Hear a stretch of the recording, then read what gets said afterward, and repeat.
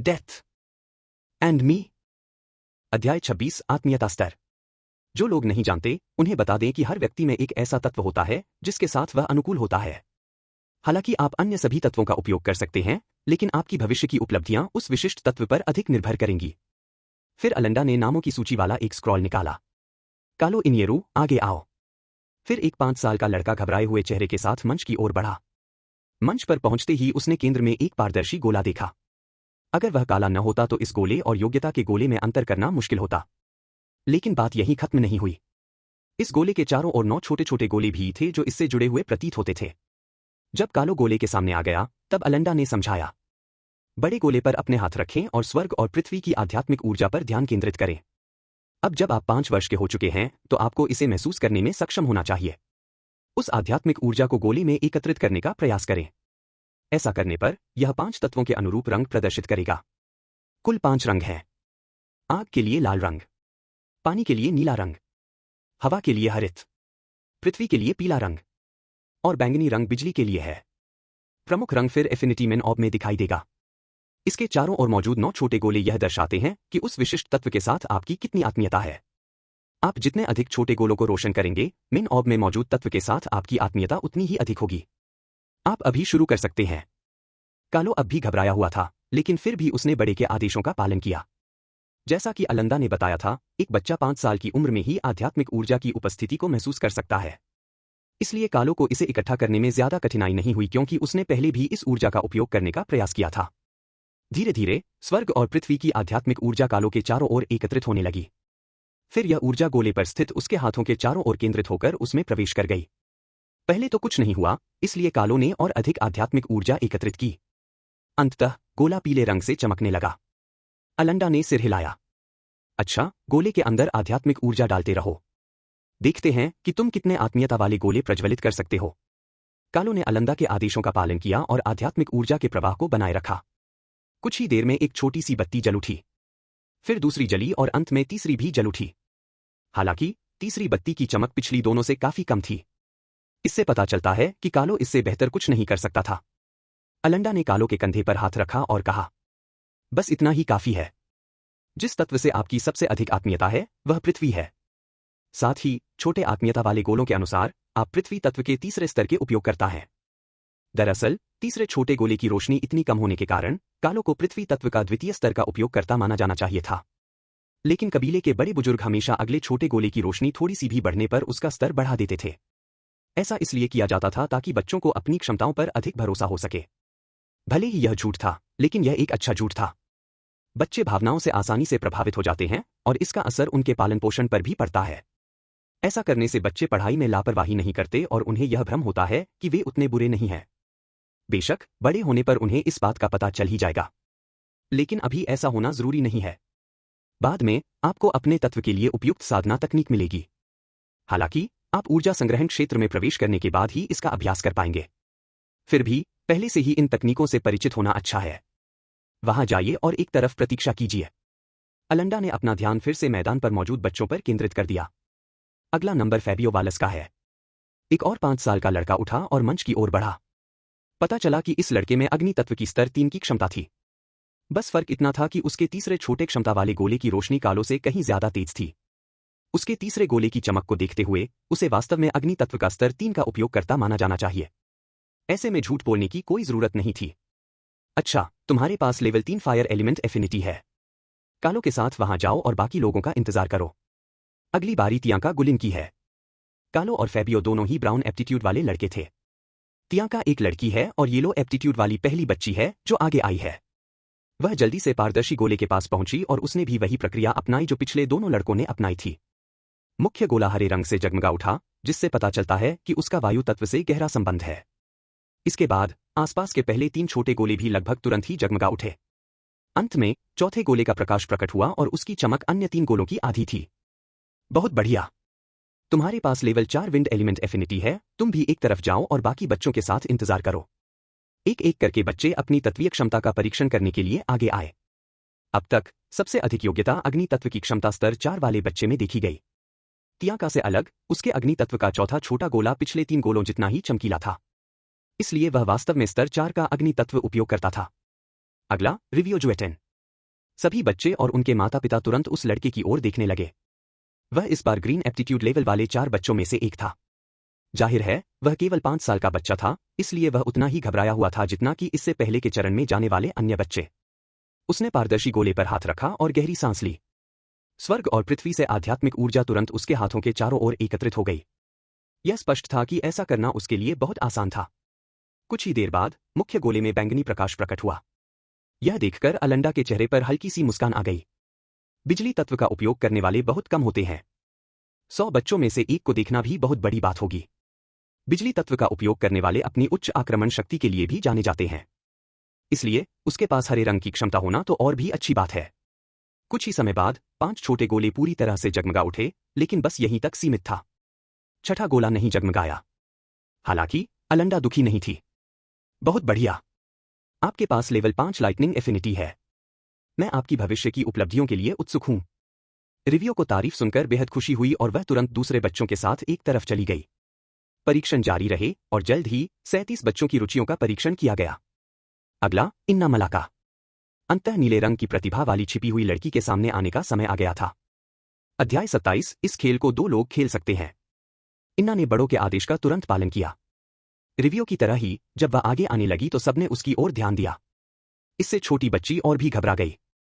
हालांकि उसके दोस्तों ने उसे खुश करने की कोशिश की, जिससे उसे थोड़ी राहत मिली। जल्द ही वह मंच के ऊपर पहुंच गई और अपना परीक्षण शुरू कर दिया। आध्यात्मिक ऊर्जा उसके हाथों के चारों ओर भयावह गति से एकत्रित होने लगी। अलंडा उस दृश्य को देखकर अचंभित रह गया।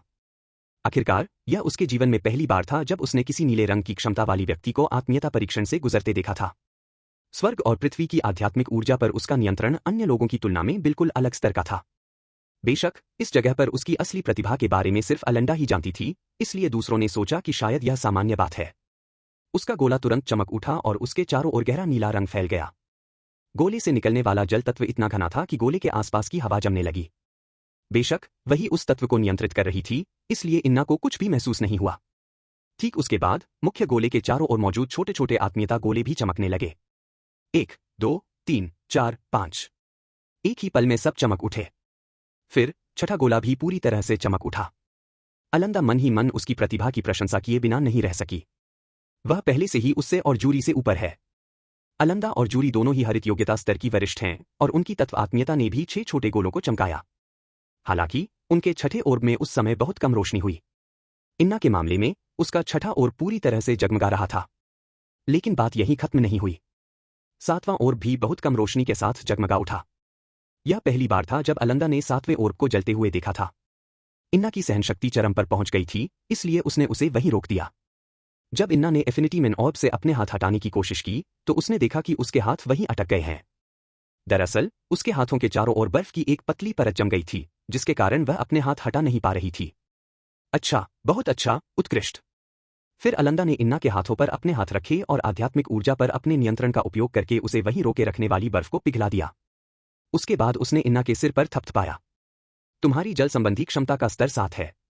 बाद में ऊर्जा संचय क्षेत्र में प्रवेश करने के बाद मैं तुम्हें अभ्यास के लिए कुछ जल साधना तकनीकें सिखाऊंगा। रिवियो की तरह मैं भी तुम्हारे भविष्य को लेकर उत्साहित हूं। अपनी प्रतिभा को व्यर्थ मत जाने देना, समझे? इन्ना ने शर्माते हुए सिर हिलाया और जल्दी से मंच से चली गई। रीन और रोआन ने भी यह देखा। क्या आपको लगता है कि हमारी एलिमेंट एफिनिटी उससे बेहतर होगी? रोआन ने थोड़ी देर सोचा और फिर कहा, हमें होना ही चाहिए। आखिरकार जन्म के समय से ही हम आध्यात्मिक ऊर्जा की उपस्थिति को महसूस कर सकते थे। सिद्धांत रूप में चाहे वह कोई भी तत्व हो, वह कम से कम उसके स्तर पर तो होना ही चाहिए। रीन ने सिर हिलाया और फिर उसे एक विचार आया। शर्त लगाओ कि किसकी आत्मीयता सबसे अधिक है। रोआन की रुचि लगभग तुरंत ही सामने आ गई। दाव पर क्या लगा है? रीन ने एक प्यारी सी मुस्कान दिखाई और कहा, पूरे 1 सप्ताह तक सिर्फ मिठाइयां। रोआन ने अपनी आंखें सिकोड़ी। यह पहली बार था जब उसे एक सजीव शरीर मिला था। रोआन अनगिनत वर्षों तक जीवित रहा या मृत। हालांकि उस दौरान उसने कभी भूख महसूस नहीं की थी। रोआन को सजीव शरीर मिलने के बाद ही भोजन का आनंद समझ में आया। इसी कारण वह अपनी मिठाई को अपने जीवन के बराबर मूल्यवान समझता था। बेशक दूसरी तरफ रीन को भी खाना बहुत पसंद था। अपने पिछले जन्म में आत्मा की समस्या के कारण उसने कभी किसी चीज का आनंद नहीं लिया था और न ही किसी चीज को महसूस किया था। इसलिए उसे भी अच्छे भोजन का आनंद अब जाकर समझ में आया। रीन और रोआन की मां खाना बनाने में बहुत माहिर थीं। हालांकि कबीले में खाने की ज्यादा किस्में नहीं थीं, फिर भी हमालिया जानती थीं कि उनके पास जो भी है उससे सबसे बढ़िया खाना कैसे बनाया जाए। वह जो चीजें बना सकती थीं उनमें कुछ बहुत ही सरल मिठाइयां भी शामिल थीं। हालांकि रीन और रोआन दोनों के लिए इस नए जीवन में मिठाइयां सबसे ज्यादा मायने रखती थीं। रीन और रोआन ने एक दूसरे को देखा और उनकी आंखों से मानो चिंगारी निकल रही थी। जीतने वाले के लिए स्वर्ग इंतजार कर रहा था, हारने वाले के लिए सीधे नरक का रास्ता। इसके बाद वापसी का कोई रास्ता नहीं था। उन्होंने एक दूसरे से हाथ मिलाया और एक ही समय पर कहा, सौदा। हालांकि अलंडा परीक्षकों पर नजर रख रहा था, लेकिन उसका ध्यान रीन और रोआन पर भी बना हुआ था। जब उसने देखा कि दोनों एक दूसरे को देखते हुए जानलेवा इरादे से आंखों में घूर रहे हैं, तो वह मानो जीवन मरण की लड़ाई को रोकने के लिए उछल पड़ा। लेकिन ठीक उसके बाद उन्होंने हाथ मिलाया, जिससे उसे भी रोने जैसा महसूस हुआ। क्या वे एक दूसरे को मार नहीं डालने वाले थे? आखिर वो दोनों राक्षस कर क्या रहे हैं? परीक्षण जारी रहे और जल्द ही रोआन की बारी आ गई। रोआन लार्क, आगे आओ। रोआन ने मंच की दिशा में देखा और उस ओर चल पड़ा। उसके ठीक पीछे रीन था। दोनों साथ आए थे, इसलिए रीन को यकीन था कि रोआन के बाद उसे भी बुलाया जाएगा। ऐसे में बेहतर यही होगा कि वह मंच के पास ही रहे। रोआन झटपट मंच पर चढ़ गया। बाकी सभी बच्चों से अलग उसके चेहरे पर घबराहट का कोई निशान नहीं था, बल्कि ऐसा लग रहा था मानो वह किसी युद्ध क्षेत्र में प्रवेश कर रहा हो। मानो इस परीक्षा में ही उसके जीवन और मृत्यु का फैसला होना था। अलंडा को बिल्कुल समझ नहीं आ रहा था कि उसे क्या हो गया है। आप अपना टेस्ट शुरू कर सकते हैं। रोआन ने सिर हिलाया और अपना हाथ पारदर्शी गोले पर रख दिया। इन्ना समेत पहले के किसी भी बच्चे से कहीं ज्यादा तेजी से आध्यात्मिक ऊर्जा उसके हाथ के चारों ओर एकत्रित हो गई। यह नजारा देखकर अलंदा भयभीत हो गई। रोआन का स्वर्ग और पृथ्वी की आध्यात्मिक ऊर्जा पर नियंत्रण सचमुच अद्भुत था। रोआन इस काम पर पूरी तरह से ध्यान केंद्रित किए हुए था, अपना पूरा जोर लगा रहा था। इसके तुरंत बाद उसके आत्मीयता तत्व का रंग आखिरकार प्रकट हुआ। यह पूरी तरह से गहरा रंग था। अलंदा को लगा जैसे उसे मतिभ्रम हो रहा हो। क्या तात्विक आत्मीयता परीक्षण के लिए कोई गहरा रंग भी होता है? हालांकि उसे जूरी से इसके बारे में पहले कुछ सुनने को मिला था। हालांकि रोआन को अपने मुख्य गोले के रंग से कोई फर्क नहीं पड़ता था। उसकी नजर में सिर्फ एक ही बात मायने रखती थी, जितना हो सके उतने छोटे एफिनिटी ओर्ब्स को रोशन करना। लेकिन इसी क्षण उसने सुना, पैन। रोआन डर के मारे उछल पड़ा। उसकी एकाग्रता पूरी तरह भंग हो गई थी। वह आध्यात्मिक ऊर्जा के प्रवाह को मुश्किल से ही नियंत्रित कर पा रहा था। तभी अचानक उसके दिमाग में रॉक संगीत की तेज आवाज गूंजने लगी। दूसरी ओर रीन के चेहरे पर एक शैतानी मुस्कान थी। वह रीन की आत्मा से अपने जुड़ाव का इस्तेमाल करते हुए एक बेहद ही अजीबोगरीब रॉक संगीत बजा रहा था। संगीत बजते समय उसने कुछ कहने का मौका भी लिया। मुझे उम्मीद है कि आपको हेवी मेटल पसंद आएगा। हा हा हा हा। अंत में रोआन ठीक से ध्यान केंद्रित नहीं कर पाया और केवल 7 छोटे काले गोले ही जला सका। कम से कम वे पूरी तरह से तो जल उठे। अलंदा की ओर देखे बिना ही रोआन मंच से चला गया। लेकिन जाने से पहले उसने रीन की पीठ पर गुस्से भरी निगाहें डाली। इस खेल को खेलना सिर्फ आपको ही नहीं आता। अध्याय 28, एक और शर्त। रोआन को शायद अपने मौलिक रंग की परवाह न हो, लेकिन अलंदा को जरूर थी। सिर्फ रोआन ही नहीं, बल्कि इस क्षेत्र में मौजूद हर किसी को थी। उनके कबीले ने हजारों बार मौलिक संबंध परीक्षण किया था, लेकिन उन्होंने कभी भी गहरा मौलिक रंग नहीं देखा था। हालांकि अलंडा को इस बारे में कुछ अंदाजा था। जूरी ने पहले भी उससे इस बारे में बात की थी। ऐसा लगता है कि दुनिया में कुछ बेहद दुर्लभ तत्व उपयोग करता है। जाहिर है एस्ट्रेग शहर के आसपास के क्षेत्र में ऐसा कोई नहीं था, कम से कम अब तक तो नहीं। अलंडा ने देखा कि सभी लोग उसकी ओर देख रहे थे और परीक्षा के परिणाम का इंतजार कर रहे थे। अंत में वह केवल वही कह सका जो उसे लगता था कि परीक्षा का परिणाम है। खांसी, खांसी। स्तर 7 अंधकार संबंध। अलंडा को रोआन को किनारे जाने के लिए कहने की जरूरत भी नहीं पड़ी, क्योंकि वह पहले से ही वहां मौजूद था। इतना ही नहीं, उसके चेहरे पर एक भयानक भाव भी साफ दिखाई दे रहा था। अगला नंबर है रीन लार्क्स का। रीन ने दूसरी तरफ खड़े रोआन को देखकर मुस्कुराया और मंच पर चढ़ गया। उसी समय उसने सोचा, हे, तुम भी मेरी ही तरह वही करने की कोशिश करोगे। लेकिन अफसोस की बात है, चाहे आवाज कितनी भी तेज या अजीब हो, तुम मुझे रोक नहीं पाओगे। वो मिठाइयां मेरी हैं। रीन के लिए दुर्भाग्यवश रोआन ने इस संभावना के बारे में बहुत पहले ही सोच लिया था। जैसे ही रीन ने अपना परीक्षण शुरू किया, इस बार अपने चेहरे पर शैतानी मुस्कान दिखाने वाला रोआन खुद था। रोआन की तरह ही तेजी से रीन के हाथों के चारों ओर आध्यात्मिक ऊर्जा एकत्रित होने लगी। लगभग तुरंत ही मुख्य आत्मीयता गोला सफेद प्रकाश से जगमगा उठा। अगर अलंदा कहे कि उसे इसकी उम्मीद नहीं थी, तो वह झूठ बोल रहा होगा।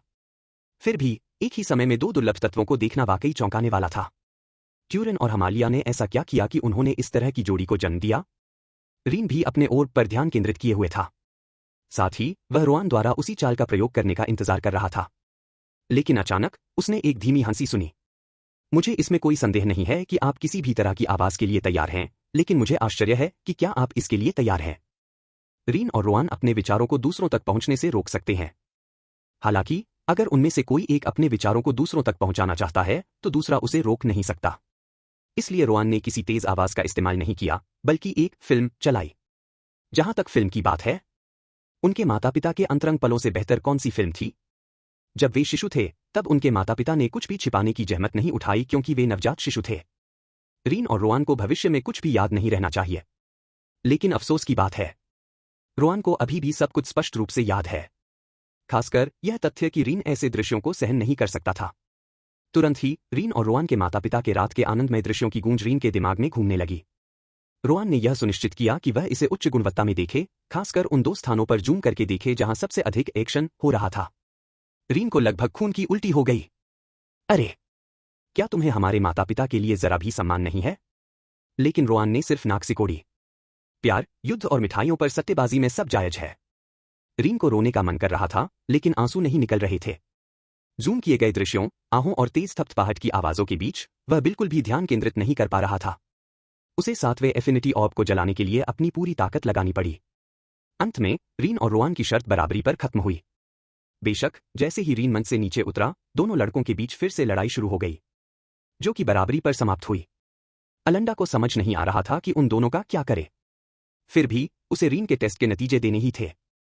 आह! रीन लाक्स लेवल 7 लाइट एफिनिटी। जुड़वा बच्चों को देखकर, जिन्हें अपने परीक्षा परिणामों की बिल्कुल परवाह नहीं थी, अलंडा सोचने लगी कि क्या उसके द्वारा पहले किए गए सभी झटकों का कोई अर्थ था। यह परीक्षण तब तक जारी रहा जब तक कि सभी 61 बच्चों का परीक्षण नहीं हो गया। लेकिन अब अलंडा को एक और सिरदर्द का आभास होने लगा। हमारे कबीले के पास 5 तत्वों, यहां तक कि बिजली के लिए भी साधना तकनीकें हैं, जो कि बहुत दुर्लभ है। हमारे पास केवल 2 ही हैं। लेकिन मुझे प्रकाश और अंधकार तत्वों की साधना तकनीक कहां मिलेगी? अलंडा ने थोड़ी देर सोचा और फिर अपना सिर हिला दिया। छोड़ो इसे, मैं बाद में जूरी से पूछ लूंगा। वह मुझसे ज्यादा समय शहर में बिताता है, इसलिए शायद उसे कुछ पता हो। वैसे भी रीन और रोआन के ऊर्जा संचय क्षेत्र में प्रवेश करने से पहले उनके लिए कोई भी साधना तकनीक बेकार होगी। अगर सबसे बुरा हुआ तो हम उन्हें कोई दूसरी तात्विक साधना तकनीक दे सकते हैं। हालांकि यह सबसे अच्छी नहीं होगी, फिर भी कुछ न होने से बेहतर है। तभी अलंडा को एक बात याद आई। रीन और रोआन पहले से ही देह रूपांतरण क्षेत्र के आध्यात्मिक दृष्टि चरण में हैं। उन्होंने अब तक कितनी नलिकाएं खोल दी हैं? अलंडा ने सभी बच्चों को छुट्टी देने के बाद उनसे पूछने का फैसला किया। सब लोग मेरे साथ आइए। हम साधना तकनीकों के भंडार में जा रहे हैं। हमारा कबीला छोटा है, इसलिए हमारे पास ज्यादा तकनीकें नहीं हैं। फिर भी जो तकनीकें मौजूद हैं, उन्हें कबीले के कई वर्षों के परिश्रम और मेहनत से इकट्ठा किया गया है। इसलिए भविष्य में इनका अच्छे से ख्याल रखना। सभी बच्चे अलंडा के पीछे पीछे कबीले के केंद्र में स्थित एक बड़ी इमारत तक गए। बाहर प्रवेश द्वार पर 2 योद्धा पहरा देते हुए दिखाई दिए। जैसे ही अलंडा पास पहुंची, उन्होंने झुककर रास्ता खोल दिया। सभी बच्चे उनके पीछे पीछे गए और जल्द ही द्वार से अंदर चले गए। अंदर कई अलमारियों पर स्क्रॉल और किताबें रखी हुई दिखाई दे रही थी। फिर अलंडा ने बच्चों की ओर देखा और कहा, ये हमारे समुदाय की तकनीकें हैं। एक बार जब आप लिखना और पढ़ना सीख जाएंगे, तो आपको इन्हें देखने की अनुमति दी जाएगी। मैं व्यक्तिगत रूप से आप में से प्रत्येक के लिए सबसे उपयुक्त तकनीक चुनने में भी आपकी मदद करूंगा। उसके बाद अलंडा के पीछे से कबीले के 3 और सदस्य आए। ये तीनों ही तुम्हें लिखना पढ़ना सिखाएंगे। वारिन जनजाति के हर योद्धा को यह आना चाहिए। आखिर हमारी जनजाति बाहरी लोगों के साथ बहुत व्यापार करती है। अगर तुम्हें पढ़ना नहीं आता तो तुम धोखे में आकर बुरे सौदों में फंस सकते हो। इसके बाद 61 बच्चों को 3 अलग अलग कक्षाओं में विभाजित किया गया, जिनमें से रीन और रोआन को अलग अलग कक्षाओं में रखा गया। विभाजन पूरा होते देख अलंडा मुस्कुराई और बोली, योद्धाओं को साधना के लिए संसाधनों की आवश्यकता होती है।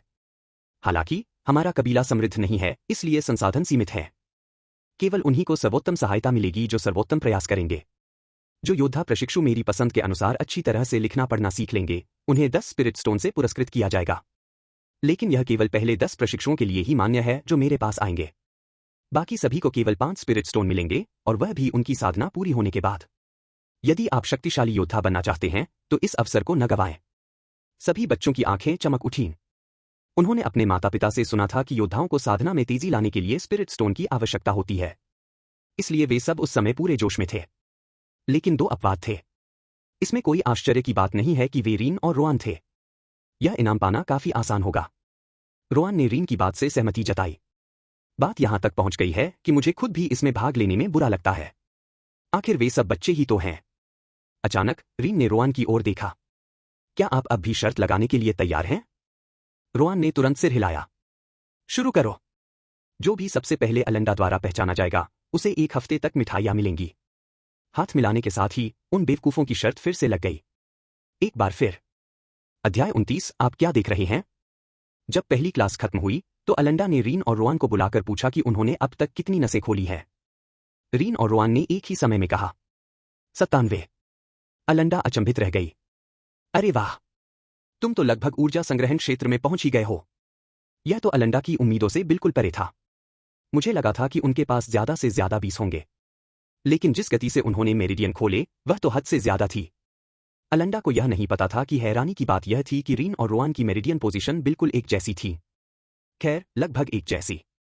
आखिरी वाली 104 ही अलग अलग दिशाओं में थी, लेकिन बाकी 103 के एक ही जगह पर होने के कारण उन्हें मेरिडियन खोलना आसान हो गया।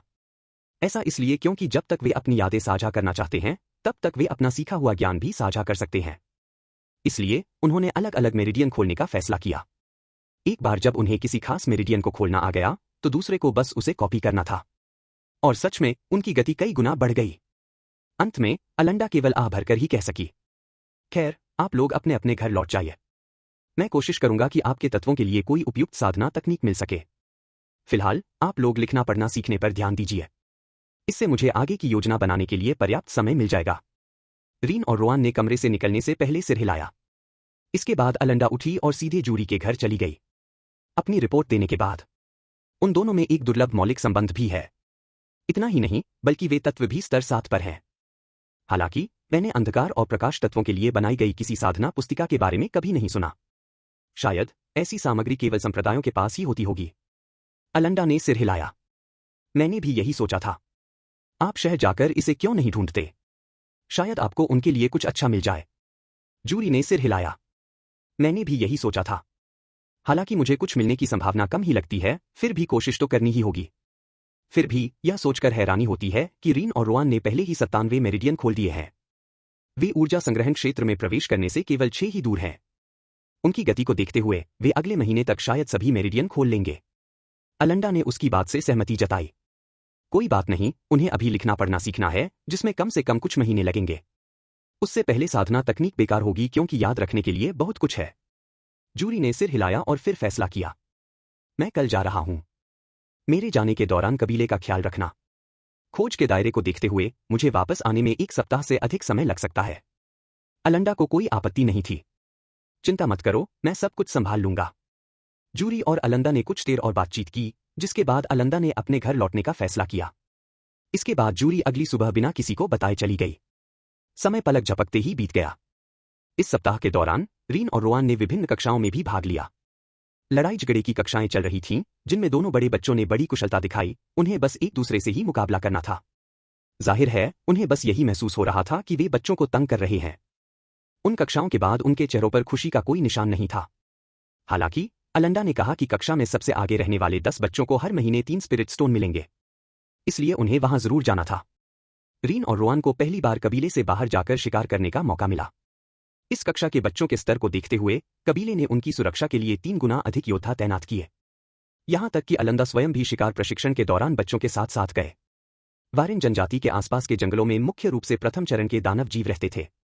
मनुष्यों के विपरीत दानव जीवों को अवस्थाओं के आधार पर वर्गीकृत किया जाता है, न कि लोगों के आधार पर। यदि हम एस्ट्रेक शहर के दक्षिणी क्षेत्र के सभी जंगलों पर विचार करें तो आपको प्रथम से चतुर्थ चरण तक के दानव जीव मिल सकते हैं। ऐसी अफवाहें भी हैं कि जंगलों की गहराई में पंचम चरण के दानव जीव रहते हैं, लेकिन उनसे केवल कोर और सोल फ्यूजन लोक के साधक या उससे ऊपर के स्तर के ही मुकाबला कर सकते हैं। यह वारेन जनजाति की पहुंच से बहुत दूर की बात है। पिछले हफ्ते हुए 2 शिकार सत्रों के दौरान रीन और रोआन ही लगभग एकमात्र ऐसे बच्चे थे जिन्हें डर नहीं लगा। इसका कारण बहुत सीधा था। आध्यात्मिक दृष्टि के चरम स्तर पर पहुंच चुके अपने साधना कौशल के साथ वे प्रथम चरण के राक्षस से सीधे मुकाबला कर सकते थे। पता नहीं रीन और रोआन ने कितनी बार आपस में लड़ाई की होगी। उन्होंने लड़ाई के दौरान जरा भी संकोच नहीं किया, लेकिन क्योंकि उनकी जीत या हार हमेशा बहुत मामूली अंतर से होती थी, इसलिए वे निराश थे। और उनकी निराशा का निशाना कौन था? बस इतना कह सकते हैं कि प्रथम चरण के कुछ राक्षसों का दिन अच्छा नहीं गया। 1 सप्ताह बाद जूरी आखिरकार लौट आया। दुर्भाग्य से वह केवल अपना सिर हिला सकता था। उसे प्रकाश और अंधकार तत्वों के लिए कोई साधना तकनीक नहीं मिली। अधिकांश लोग तो अन्य दुर्लभ तत्व संबंधों के अस्तित्व के बारे में जानते भी नहीं थे, साधना तकनीकों की तो बात ही छोड़िए। हम उन्हें अन्य मौलिक साधना तकनीकों को आजमाने के लिए कह सकते हैं और देख सकते हैं कि उन्हें कौन सी तकनीक सबसे अच्छी लगती है। फिर भी कुछ न होने से तो यह बेहतर है। अलेंडा ने सिर हिलाया। जब जुड़वा बच्चे लिखना पढ़ना सीख जाएंगे तब वह उनकी मदद करेगा। 2 हफ्ते बाद रीन घर पर उदास होकर रोआन को देख रहा था। ठीक उसी समय रोआन अपनी मिठाई खा रहा था, लेकिन वह कुछ नहीं कर सकता था क्योंकि वह हार गया था। रोआन, मृत्यु ने उसकी उम्मीद से कहीं ज्यादा तेजी से पढ़ना सीख लिया था। दरअसल रीन का ऐसा दाव लगाना बहुत बड़ी बेवकूफी थी। रोआन उनके मूल ब्रह्मांड की सभी भाषाएं जानता था। भले ही इस ग्रह की भाषा उसकी जानी पहचानी भाषाओं से अलग हो, फिर भी उसके लिए इसे समझना आसान था। यही उनके अनुभव का अंतर था। रोआन ने देखा कि रीन उसकी मिठाइयों को देख रहा है और वह चिढ़ गया। क्या देख रहे हो? मैं ईमानदारी से जीता हूं। और हाँ, ये शर्त तुमने लगाई थी, मैंने नहीं। तो ये मिठाइयां मेरी हैं।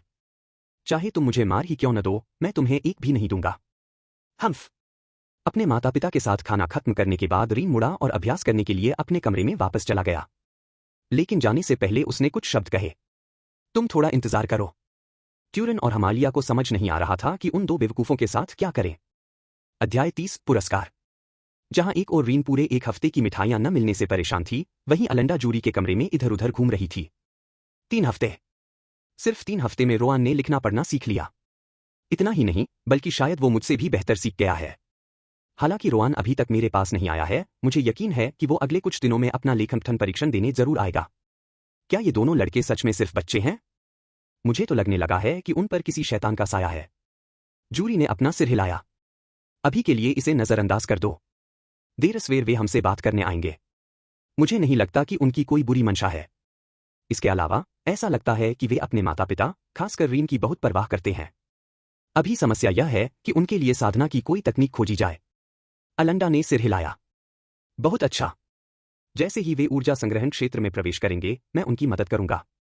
जूरी ने संतुष्टि से सिर हिलाया। वैसे रिवियो और इन्ना कैसे हैं? अलेंडा ने थोड़ी देर सोचा और फिर कहा। रिवियो बचपन में हम सब की तरह ही है। उसमें भी ग्रीन एप्टीट्यूड है, इसलिए यह स्वाभाविक है। इन्ना की बात करें तो यह अच्छी बात है कि बाकी लोग उसे सिर्फ ग्रीन लेवल पर ही समझते हैं। वह लड़की रीन और रोआन जितनी ही ताकतवर है। फर्क सिर्फ इतना है कि उसने क्लास शुरू होने से पहले कभी साधना नहीं की थी। जहां तक मुझे पता है, सिर्फ 3 हफ्तों में ही वह ब्लड रिप्लेसमेंट स्टेज के बीच में पहुंच चुकी है। ज्यादा से ज्यादा 2 महीनों में वह बोन्स एनहांसमेंट स्टेज में पहुंच जाएगी। जूरी प्रशंसा में आह भरे बिना नहीं रह सकी। नीला योग्यता स्तर वाकई डरावना है। वह लार्क जुड़वा बहनों से भी अधिक शक्तिशाली हो सकती है। आखिरकार हमारे पास जल साधना की कई नियमावली मौजूद हैं। अलेंडा ने सिर हिलाया। बिल्कुल। वास्तव में इन्ना की प्रतिभा केवल साधना तक ही सीमित नहीं है। वह बहुत प्रतिभाशाली भी है। अगर रीन और रोआन न होते तो शायद वह पढ़ने लिखने की कला सीखने वाली पहली व्यक्ति होती। इसके बाद अलेंडा ने अपनी आंखें सिकोड़कर जूरी से पूछा। उसकी शादी के बारे में तुम क्या करोगे? इसमें कोई शक नहीं कि भविष्य में कई अन्य जनजातियों के युवा उससे प्रेम करेंगे, खासकर जब वे देखेंगे कि अन्य लड़कियों की तुलना में उसकी साधना की गति कितनी तेज है। जूरी ने अपने कंधे उचका दिए। इससे डरने की कोई जरूरत नहीं है। जब तक मैं कोई वादा नहीं करता, वे अपनी मनमानी नहीं कर पाएंगे। सच कहूं तो मुझे नहीं लगता कि रीन, रोआन या इन्ना हमेशा के लिए हमारे कबीले में रहेंगे। उनकी प्रतिभा इतनी जबरदस्त है कि उन्हें इस जगह पर कैद नहीं किया जा सकता। यह सुनकर अलेंडा अचंभित रह गई। लेकिन अगर वे चले गए तो? तब उसे जूरी का मतलब समझ में आया। ओह, मैं समझ गया। वास्तव में हमें इन्ना की शादी के बारे में चिंता करने की कोई आवश्यकता नहीं है। इसके साथ ही ऐसा प्रतीत होता है कि वे एक मौन समझौते पर पहुंच गए थे। इसके बाद जूरी और अलेंडा ने कुछ अन्य मुद्दों पर थोड़ी और बातचीत की और फिर उस दिन के लिए उन विषयों को समाप्त कर दिया। कुछ दिनों बाद रीन भी लेखन और पठन परीक्षा देने आया। रोआन की तरह रीन ने भी परीक्षा में उत्कृष्ट प्रदर्शन किया और अलेंडा से बेहतर लेखन और पठन कौशल दिखाया। अलेंडा ने भी इस अवसर का लाभ उठाते हुए रोआन को बुलाया और जुड़वा बच्चों से बात की। हमारे सामने एक समस्या है। कबीले का मुखिया आप दोनों के लिए साधना तकनीकें खोजने शहर गया था। समस्या यह है कि हमें अंधकार और प्रकाश तत्वों से संबंधित कुछ भी नहीं मिला। इसलिए हम आपको केवल अन्य तत्व साधना नियमावली ही दे सकते हैं। जैसा कि मैंने पहले कहा था, सभी तत्व सभी का उपयोग कर सकते हैं। अंतर केवल इतना है कि उन तत्वों के साथ उनकी उन्नति की गति बहुत धीमी होगी। रीन और रोआन ने एक दूसरे को देखा और फिर सिर हिलाया। जी हाँ, हम खेती संबंधी नियमावली भी देखना चाहेंगे। रीन और रोआन बारेन जनजाति को दोष नहीं दे सकते थे। आखिरकार, जहां तक उन्हें पता था, उनकी तरह की मौलिक शक्ति का अस्तित्व ही नहीं था। अगर कहीं और भी अंधकार और प्रकाश तत्व का उपयोग करने वाले मौजूद हों, तो उन्हें ढूंढना शायद आसान नहीं होगा। रीन और रोआन को कक्षाएं शुरू किए हुए पूरा 1 महीना बीत चुका था। अब तक दोनों ने सभी 103 मेरिडियन खोल लिए थे और उन्हें केवल आखिरी वाला खोलना बाकी था। लेकिन यह सुनिश्चित करने के लिए कि कोई गड़बड़ न हो, उन्होंने अलंडा द्वारा वादा किए गए तथाकथित स्पिरिट स्टोन का इंतजार करने का फैसला किया। हर महीने के अंत में इनाम एक साथ दिए जाते थे। इसलिए रीन और रोआन को आज ही अपने कमाए हुए 15 स्पिरिट स्टोन मिलेंगे। 10 स्पिरिट स्टोन उन्हें इसलिए मिले क्योंकि वे उन पहले 10 बच्चों में से थे जिन्होंने लिखना पढ़ना सीख लिया था। बाकी 5 स्पिरिट स्टोन उन्हें लड़ाई की कक्षाओं से मिले थे। लेकिन हैरानी की बात यह है कि रीन और रोआन ही 15 स्पिरिट स्टोन पाने वाले अकेले नहीं थे। इन्ना मलाका को भी उतनी ही मात्रा में स्पिरिट स्टोन मिले। यह याद रखना जरूरी है कि लिखना पढ़ना सीखने से पहले, चाहे आप दूसरों से कितने भी आगे क्यों न हों, आपको इनाम नहीं मिलेगा। अलंडा को यह यकीन दिलाने के बाद ही कि आप वाकई लिखना पढ़ना जानते हैं, आपको वे स्पिरिट स्टोन मिलेंगे। इन्ना मलाका ऐसा करने वाली तीसरी बच्ची थी। इतना ही नहीं, उसने पहले महीने के अंत से पहले ही यह काम पूरा कर लिया। रीन और रोआन दोनों का दिमाग वयस्कों जैसा है, इसलिए उनका इतनी जल्दी सीखना स्वाभाविक है। आखिर उन्हें अनुभव तो है ही। लेकिन इन्ना तो बस एक बच्ची है जिसकी सोच भी बच्चों जैसी ही है। अलंडा ने रीन और रोआन के चेहरे पर हैरानी देखी। इन्ना ने कल ही मेरा टेस्ट दिया था। हालांकि वह मुश्किल से पास हुई, लेकिन उसने यह 1 महीने से भी कम समय में कर लिया। इसलिए यह मत सोचो कि इस क्लास में सिर्फ तुम दोनों ही होशियार हो। आत्मसंतुष्ट मत हो जाओ, वरना भविष्य में वह तुम दोनों से आगे निकल सकती है। यह सुनकर इन्ना शर्म से नजरें नीचे कर ली। उसे ज्यादा ध्यान आकर्षित करना पसंद नहीं था। उसने ऐसा सिर्फ इसलिए किया था ताकि स्पिरिट स्टोन्स का विकास तेजी से हो सके। दरअसल, रीन और रोआन को भी इससे कोई आपत्ति नहीं थी। भले ही वह साधना में उनसे आगे निकल जाती, इससे उनका कोई लेना देना नहीं होता। फिर भी उन्हें यह मानना पड़ा कि इन्ना बेहद बुद्धिमान थी। रोआन की बुद्धिमत्ता का कोई हिसाब नहीं लगाया जा सकता क्योंकि उसका पिछला जीवन बिल्कुल अलग था। हालांकि पृथ्वी पर इन्ना की उम्र में वह निश्चित रूप से रीन से सैकड़ों गुना बेहतर थी।